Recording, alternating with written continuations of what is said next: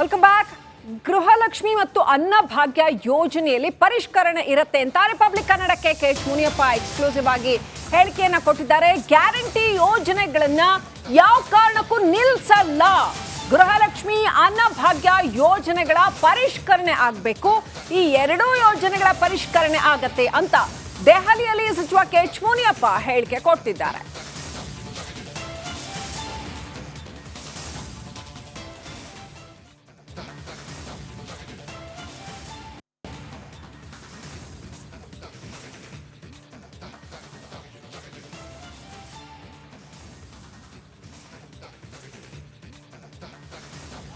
ದೃಶ್ಯಗಳಲ್ಲಿ ನೋಡ್ತಾ ಇದೀವಿ. ಏನಂತಂದ್ರೆ ಕೆಎಚ್ ಮುನಿಯಪ್ಪನವ್ರು ಮಾತನಾಡಿದ್ರು. ವಿಷಯ ಏನಪ್ಪಾ, ರಾಜ್ಯ ಸರ್ಕಾರದ ಗ್ಯಾರಂಟಿಗಳೇನಿದೆ, ಇದು ಗ್ಯಾರಂಟಿಗಳು ಶುರುವಾದಾಗಲಿಂದ ಕೂಡ ಬಹಳಷ್ಟು ಚರ್ಚೆಗಳಾಗ್ತಾ ಇದೆ ಇದ್ರ ಬಗ್ಗೆ. ಇದೀಗ ಅದರ ಪರಿಷ್ಕರಣೆ ಆಗಬೇಕು, ಅದರಲ್ಲಿ ಒಂದಷ್ಟು ಬದಲಾವಣೆಗಳನ್ನು ಮಾಡಬೇಕು ಎನ್ನುವಂತಹ ನಿಟ್ಟಿನಲ್ಲಿ ಸರ್ಕಾರ ಕೂಡ ಪ್ರಯತ್ನ ಮಾಡ್ತಾ ಇದೆ. ಅಂದರೆ ರಾಜ್ಯ ಸರ್ಕಾರದ ಈ ಒಂದು ಗ್ಯಾರಂಟಿಗಳ ಏನು ಚರ್ಚೆ ಏನಿದು ಇದು ದೆಹಲಿಯ ಅಂಗಳಕ್ಕೆ ತಲುಪಿದೆ. ಇದ್ರ ಬಗ್ಗೆ ಮಾತನಾಡಲಿಕ್ಕೆ ನಮ್ಮ ಜೊತೆ ಸಚಿವರಾದಂತಹ ಕೆಎಚ್ ಮುನಿಯಪ್ಪ ಅವರಿದ್ದಾರೆ. ಅವರನ್ನು ಮಾತನಾಡಿಸೋಣ. ಸರ್, ಮೊದಲಿಗೆ ಏನು ಗ್ಯಾರಂಟಿಗಳ ವಿಚಾರವಾಗಿ ಪರಿಷ್ಕರಣೆ ಆಗಬೇಕು ಎನ್ನುವಂತಹ ಚರ್ಚೆ ಆಗ್ತಾ ಇದೆ, ಇದ್ರ ಬಗ್ಗೆ ಏನು ಹೇಳ್ತೀರಿ ಸರ್?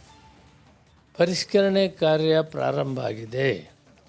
ಹಿಂದಿನ ಸರ್ಕಾರದಲ್ಲಿ ಇದ್ದಂಥ ನಮ್ಮ ಇಲಾಖೆಯಲ್ಲಿ 2,95,000 ಕಾರ್ಡ್ಗಳು ಚುನಾವಣೆ ಬಂದಿದ್ದರಿಂದ ಪರಿಷ್ಕರಣೆ ಆಗಿರಲಿಲ್ಲ. ಪರಿಷ್ಕರಣೆ ಅಂದರೆ ಏನಂದರೆ ಅದು BPLಗೆ ಎಷ್ಟು ಬರ್ತದೆ, APLಗೆ ಎಷ್ಟು ಬರ್ತದೆ ಅನ್ನೋದೇ ಪರಿಷ್ಕರಣೆ. ಈಗ ಇವತ್ತು ಉಳಿದಿದ್ದಂಥ ಕಾರ್ಡುಗಳಲ್ಲಿ 2,38,000ರಿಂದ 40,000 ಅರ್ಹರಿದ್ದಾರೆ. ಇನ್ನು ಉಳಿದ 50ರಿಂದ 55,000 ಅವರು ಎಲಿಜಿಬಿಲಿಟಿ ಅಂದರೆ ಇನ್ಎಲಿಜಿಬಿಲಿಟಿ ಅಂದರೆ ಅವರು APL ಕಾರ್ಡ್ಗೆ ಬರ್ತಾರೆ. APL ಕೂಡ ಸಬ್ಸಿಡಿ ಕೊಡ್ತೀವಿ. 10 kg ಕುಟುಂಬಕ್ಕೆ ಕೊಡ್ತೀವಿ 15 ರೂಪಾಯಿ ರೇಟಲ್ಲಿ. 19 ರೂಪಾಯಿ ಸರ್ಕಾರ ಭರಿಸ್ತದೆ. ಈ ಏನು ಒಟ್ಟಾರೆ BPL ರಾಜ್ಯ ಸರ್ಕಾರ ಕೇಂದ್ರ ಸರ್ಕಾರ ಒಟ್ಟಿಗೆ ಕೊಡುವಂಥದ್ದು ಏನಿದೆ, ಸುಮಾರು 1,16,00,000ದಿಂದ 17 ಲಕ್ಷ ಕಾರ್ಡ್ಗಳಿಗೆ ಕೊಡ್ತಾಯಿದ್ದೀವಿ. ಸುಮಾರು 4,35,00,000ರಿಂದ 50 ಲಕ್ಷ ಜನರಿಗೆ ಈ ಸೌಲಭ್ಯ ಸಿಗ್ತಾಯಿದೆ. ಇದಕ್ಕೆ ನಾವು ಏನು ಕೊಡ್ತಾ ಇದ್ದೀವಿ, ಇದು ಪೂರ್ಣ ಪ್ರಮಾಣದಲ್ಲಿ ಇವರಿಗೆ ಸಬ್ಸಿಡಿ ಎಲ್ಲ ಮುಫತ್ತಾಗಿ ಕೊಡುವಂಥ. APL ಕಾರ್ಡ್ಗೆ ಆ ಸ್ಕೀಮ್ನಲ್ಲಿ ಅವರಿಗೆ 10 kg ಅಕ್ಕಿ ಒಂದು ಕುಟುಂಬ ಕೊಡ್ತೀವಿ, 15 ರೂಪಾಯಿ ರೇಟ್ ಮಾತ್ರ ತಗೊಳ್ತೀವಿ. ಅವರಿಗೆ 19 ರೂಪಾಯಿ ರಾಜ್ಯ ಸರ್ಕಾರದಿಂದ ಸಬ್ಸಿಡಿ ಸಿಗ್ತದೆ. ಸರ್, ಈಗ ನೇರವಾಗಿ BJPಯವರು ಆರೋಪ ಮಾಡ್ತಾ ಇರ್ತಕ್ಕಂಥದ್ದು ಕಾಂಗ್ರೆಸ್ ಸರ್ಕಾರದಲ್ಲಿ ಗ್ಯಾರಂಟಿಗಳನ್ನು ಫುಲ್ಫಿಲ್ ಮಾಡಲಿಕ್ಕೆ ಆಗ್ತಾ ಇಲ್ಲ, ಆ ಉದ್ದೇಶದಿಂದ ಒಂದು ಪರಿಷ್ಕರಣೆ ಅನ್ನೋ ಹೆಸರಿನಲ್ಲಿ ಕತ್ತರಿ ಹಾಕುವಂತಹ ಕೆಲಸವನ್ನು ಮಾಡ್ತಾ ಇದ್ದಾರೆ ಎನ್ನುವಂಥದ್ದು. ಕಾಂಗ್ರೆಸ್ ಪಕ್ಷ ಪ್ರಣಾಳಿಕೆಯಲ್ಲಿ 5 ಗ್ಯಾರಂಟಿ ಯೋಜನೆಗಳನ್ನು ಜಾರಿ ಮಾಡ್ತೀವಿ ಅಂತ ಹೇಳಿದ್ದೀವಿ. ಯಥಾವತ್ತಾಗಿ ಜಾರಿ ಮಾಡಿದ್ದೀವಿ. ಬಹಳಷ್ಟು ಉತ್ತಮವಾಗಿ ಅವನ್ನು ಜನರಿಗೆ ಮುಟ್ಟಿಸಿದ್ದೀವಿ. ಯಾವುದೇ ನೋಡಿ, ಈ ಕಡೆ ಮುನಿಯಪ್ಪ ಅವರು ಈ ತರ ಹೇಳ್ತಾ ಇದ್ರೆ, ಪರಮೇಶ್ವರ್ ಮತ್ತೊಂದು ರೀತಿಯಲ್ಲಿ ಹೇಳ್ತಾ ಇದ್ದಾರೆ. ಗ್ಯಾರಂಟಿ ಯೋಜನೆಗಳ ಪರಿಷ್ಕರಣೆ ವಿಚಾರ ಈ ಬಗ್ಗೆ ಸರ್ಕಾರದ ಮಟ್ಟದಲ್ಲಿ ಚರ್ಚೆ ಆಗಿಲ್ಲ ಅಂತ ಹೇಳ್ತಿದ್ದಾರೆ. ಇವರು ಕ್ಯಾಬಿನೆಟ್ ಮಿನಿಸ್ಟರೇ, ಅವರು ಕ್ಯಾಬಿನೆಟ್ ಮಿನಿಸ್ಟರೇ. ಇಲ್ಲಿ ಸಮನ್ವಯದ ಕೊರತೆ ಎಷ್ಟರ ಮಟ್ಟಿಗೆ ಎದ್ದು ಕಾಣ್ತಾ ಇದೆ ಅನ್ನೋದನ್ನ ನಾವು ಗಮನಿಸ್ತಾ ಇದೀವಿ. ಹಾಗಿದ್ರೆ ಪರಮೇಶ್ವರ್ ಈ ಪರಿಷ್ಕರಣೆ ವಿಚಾರವಾಗಿ ತದ್ವಿರುದ್ಧವಾಗಿ ಏನ್ ಮಾತಾಡಿದ್ರು ನೋಡೋಣ. ಅಲ್ಲ, ಅವರ ಅಭಿಪ್ರಾಯ ಹೇಳಿರ್ಬೋದು. ನನ್ನ ಅಭಿಪ್ರಾಯ ಮುಖ್ಯ ಆಗೋದಿಲ್ಲ. ನಮಗೆ ಕ್ಯಾಬಿನೆಟ್ನಲ್ಲಿ ಚರ್ಚೆ ಮಾಡಿ ತೀರ್ಮಾನ ಮಾಡ್ತೀವಲ್ಲ, ಅದೇ ಮುಖ್ಯ ಆಗುತ್ತೆ. ನಮ್ಮ ಅಭಿಪ್ರಾಯಗಳನ್ನೆಲ್ಲ ನಾವು ಒಬ್ಬೊಬ್ರು ಒಂದೊಂದು ಅಭಿಪ್ರಾಯ ಎಲ್ಲ ಹೇಳ್ತಾ ಹೋದ್ರೆ ಕ್ಯಾಬಿನೆಟ್ನಲ್ಲಿ ಹೇಳ್ಬೇಕು. ನಾವೆಲ್ಲ ಹೊರಗಡೆ ಎಲ್ಲ ಹೇಳ್ಕೊಂಡ್ರೆ ಅದಕ್ಕೆ ಕೂಡ ದಾಖಲಾಗಿದೆ.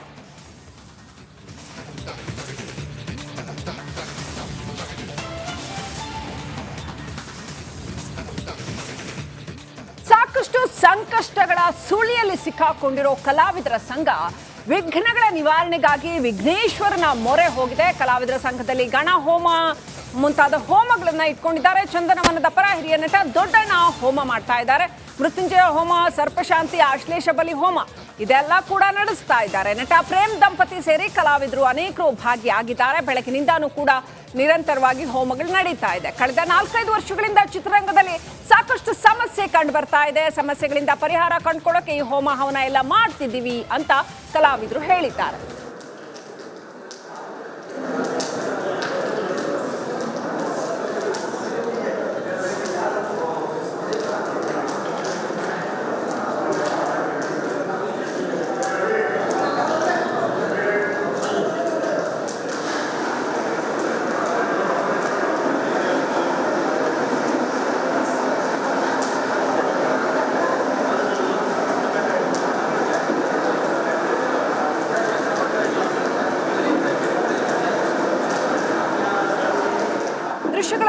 ಇದ್ದೀವಿ. ಚಂದನವನದ ಸಾಕಷ್ಟು ಮಂದಿ ಕಲಾವಿದರು, ಹಿರಿಯ ಕಲಾವಿದರು, ಹೊಸಬರು ಹಳಬರು ಎಲ್ಲರೂ ಬಂದಿದ್ದಾರೆ. ಅಲ್ಲಿ ಚಂದನವನದ ತಾರೆಯರು ಕೂಡ ಬಂದಿದ್ದಾರೆ, ಪಾಲ್ಗೊಂಡಿದ್ದಾರೆ ಹೋಮದಲ್ಲಿ. ಒಬ್ರನ್ನೊಬ್ರು ಶುಭಾಶಯ ಕೋರ್ಕೊಳ್ತಾ ಇದ್ದಾರೆ.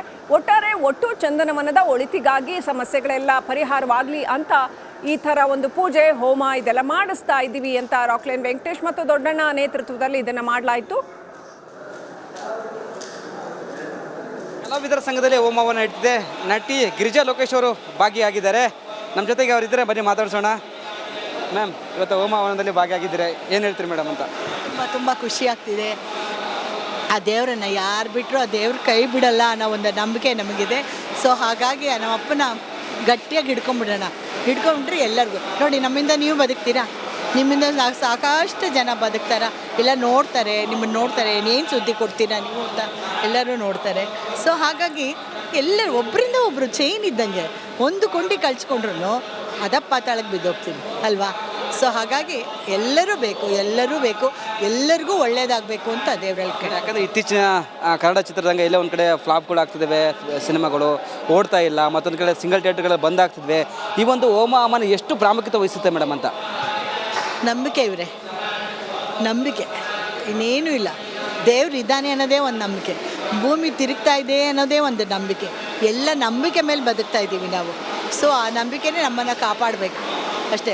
ಪೂಜೆ ಮಾಡೋದ್ರಿಂದ ಇಂಡಸ್ಟ್ರಿ ಉದ್ಧಾರ ಆಗಿಬಿಡುತ್ತೆ ಅಂತಲ್ಲ, ಅದು ಒಂದು ಕಾರಣ. ನಾವು ಇನ್ನೆಲ್ಲೋ ಹೋಗೋದು, ನೀನನ್ನು ಮೊರೆ ಹೋಗ್ತಾ ಇದ್ದೀವಿ, ನಮ್ಮನ್ನು ಕಾಪಾಡು ಅಂತ ಕೇಳ್ಕೊತಾ ಇದ್ದೀವಿ ಅಷ್ಟೇ. ದರ್ಶನ್ ಅವರು ಜೈಲಿಗೆ ಹೋಗಿದ್ದಾರೆ, ಇನ್ನೂ ಬಿಡುಗಡೆ ಆಗಿಲ್ಲ. ಅದ್ರ ಬಗ್ಗೆ ನಾನೇನು ಹೇಳೋಕ್ಕಾಗತ್ತೆ, ಕಾನೂನು ಹೇಳಬೇಕು ಅಲ್ವಾ. ಕಾನೂನು ಏನು ಹೇಳುತ್ತೋ ಅದನ್ನೇ ಅಂತಾನೆ ನಾವು ಕೇಳಬೇಕು.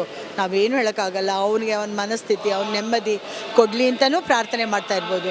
ನಾವೆಲ್ಲರೂ ಪ್ರಾರ್ಥನೆ ಮಾಡ್ತೀವಪ್ಪ, ಅವನ ಮನಸ್ಥಿತಿ ಏನೇ ಆಗಲಿ.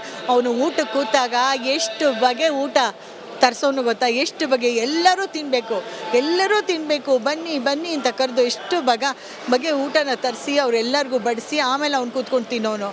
ಆ ಅಂಥದ್ರಲ್ಲಿ ಇವತ್ತು ಊಟಕ್ಕೋಸ್ಕರ ಅವ್ನು ಪರದಾಡ್ತಾನೆ ಅಂದರೆ ಸಂಕಟ ಆಗಲ್ವಾ ನಿಮಗೆ? ಹೇಳಿ, ಸಂಕಟ ಆಗುತ್ತಲ್ವ. ಯಾವ ಸಮಯದಲ್ಲಿ ಏನಾಗಿತ್ತೋ ಏನೋ ಅದೆಂಥ ತಪ್ಪು ನಡೆದೋಗಿದೆ ಅಂತಂದರೆ ಅದು ಕ್ಷಮಿಸೋಕ್ಕಾಗದೇ ಇರೋವಂಥ ತಪ್ಪದು. ನಾನೇ ಹೇಳ್ತೀನಿ ಕೇಳಿ, ಕ್ಷಮಿಸೋಕ್ಕಾಗದೇ ಇರೋವಂಥ ತಪ್ಪು ನಡೆದೋಗಿದೆ. ಆ ದೇವರು ಅದೇನೋ ನಮ್ಮ ಕಾನೂನು ಏನು ಹೇಳ್ತಾರೋ ಅದಕ್ಕೆ ತಲೆವಾಗಿ ನಡ್ಕೋಬೇಕಾಗಿರೋದು ನಮ್ಮ ಕರ್ತವ್ಯ. ಯಾಕಂದರೆ ಮೇಡಮ್, ಈ ಮೃತ್ಯುಂಜಯ ಹೋಮ ದರ್ಶನಕ್ಕಾಗಿ ಮಾಡ್ತಿದ್ದಾರೆ ಅಂತ ಒಂದು ಆರೋಪ ಇತ್ತು, ಅದಕ್ಕೆ ಕ್ಲಾರಿಟಿ ಸಹ ಕೊಟ್ಟರು. ಆರೋಪ ಅಂತ ಯಾಕೆ ಅನ್ಕೋತೀರಾ? ಯಾಕೆ ಪೂಜೆ ಮಾಡಬಾರ್ದು? ಪೂಜೆ ಎಲ್ಲರಿಗೋಸ್ಕರ ಮಾಡೋದು, ಒಬ್ಬ ವ್ಯಕ್ತಿಗೋಸ್ಕರ ಪೂಜೆ ಅಲ್ಲ. ಅವ್ರು ಹೇಳ್ತಾರಲ್ಲ, ಸರ್ವೇ ಜನ ಸುಖಿನೋ ಭವಂತು ಅಂತ ಅವ್ರು ಹೇಳ್ತಾರೆ. ಕೊನೆಗೆ ಒಬ್ಬರಿಗೂ ಕನ್ನಡ ಚಿತ್ರರಂಗದ ಏಳಿಗೆಗಾಗಿ ಪೂಜೆ ಹೋಮ ಹವನಗಳು ನಡೀತಾ ಇದೆ. ನಟ ಪ್ರೇಮ್ ಅವರು ಕೂಡ ಈ ಒಂದು ಪೂಜೆಯಲ್ಲಿ ಭಾಗಿಯಾಗಿದ್ದಾರೆ. ಬನ್ನಿ ಅವ್ರನ್ನ ಮಾತಾಡ್ಸೋಣ. ಸರ್ ನಮಸ್ತೆ. ನಮಸ್ತೆ ಸರ್, ಪೂಜೆ ನಡೀತಾ ಇದೆ, ನೀವು ಕೂಡ ಭಾಗಿಯಾಗಿದ್ದೀರಾ. ಕನ್ನಡ ಚಿತ್ರರಂಗದವರು ಎಲ್ಲರೂ ಕೂಡ ಒಟ್ಟಿಗೆ ಸೇರುವಂತಹ ಒಂದು ಸುವರ್ಣ ಅವಕಾಶ ಅಂತಲೇ ಹೇಳ್ಬೋದು. ಏನು ಹೇಳ್ತೀರಾ ಸರ್? ನೀವು ಹೇಳಿದ್ರಲ್ಲ ಸುವರ್ಣ ಅವಕಾಶ ಅಂತ, ಖಂಡಿತವಾಗ್ಲೂ ಒಂದು ಸುವರ್ಣ ಅವಕಾಶ. ಎಲ್ಲರೂ ಒಟ್ಟಿಗೆ ಸೇರಿ ಬಹಳಷ್ಟು ವರ್ಷಗಳೇ ಆಗೋಗಿತ್ತು. ಇವತ್ತು ಒಂದು ಪೂಜೆ ಮುಖಾಂತರ ಎಲ್ಲರೂ ಸೇರ್ತಾ ಇದ್ದೀವಿ, ಅದಕ್ಕಿಂತ ಸಂತೋಷ ಮತ್ತೊಂದಿಲ್ಲ. ಮೇನ್ ಆಗಿನೇ ಹೇಳಿರೋ ಪ್ರಕಾರ ಇವಾಗ ರಾಕ್ಲೈನ್ ವೆಂಕಟೇಶ್ ಅವರು ಹೇಳಿದ್ರು, ಮತ್ತೆ